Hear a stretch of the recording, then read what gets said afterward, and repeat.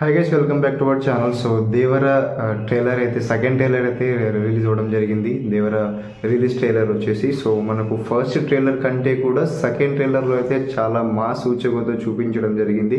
So ఇప్పటికే మీరు trailer చూసుంటారు, సెకండ్ ట్రైలర్ చూడని వాళ్ళు వెళ్ళి చూడండి. అండ్ మనకు ఫస్ట్ ట్రైలర్లో వచ్చేసి వరాకి చాలా పెరిగివాడిగా చూపించడం జరిగింది.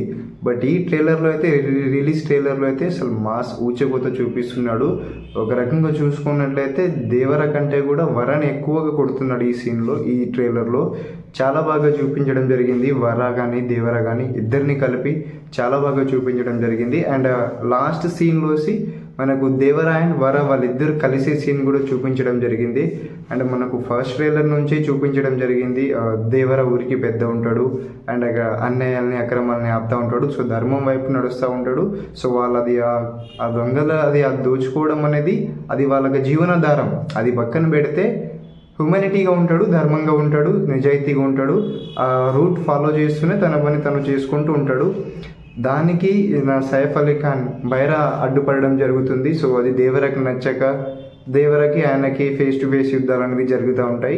సో అది మనకు ట్రైలర్ 1లో చూపించడం జరిగింది. సో దీంట్లో ఇంకా చాలా డీటెయిలింగ్గా చెప్పడం జరిగింది. మనకు ట్రైలర్ 1లో చూపించిన దానికంటే ట్రైలర్ 2లో ఇంకా బాగా చూపించడం జరిగింది.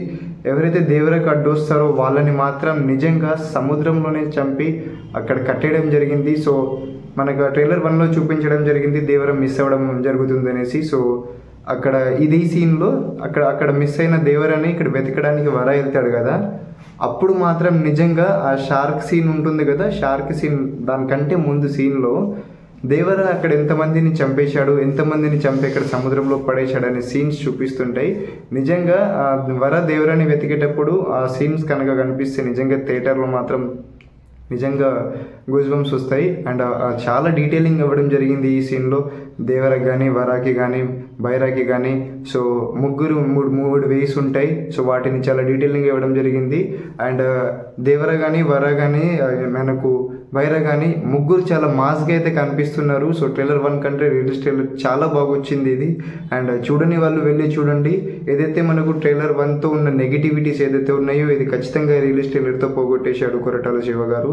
అండ్ కథలో మాత్రం చాలా ఇంపాక్ట్ ఉంది. కథలో ఈ మనకు ఏదైతే ఎక్స్పెక్టేషన్ ఫస్ట్ నుంచి ఇచ్చారో మధ్యలో ఫస్ట్ ట్రైలర్ తోటి అవి కొంచెం తగ్గించేటట్టుగా అయితే చాలామంది ట్రై చేశారు.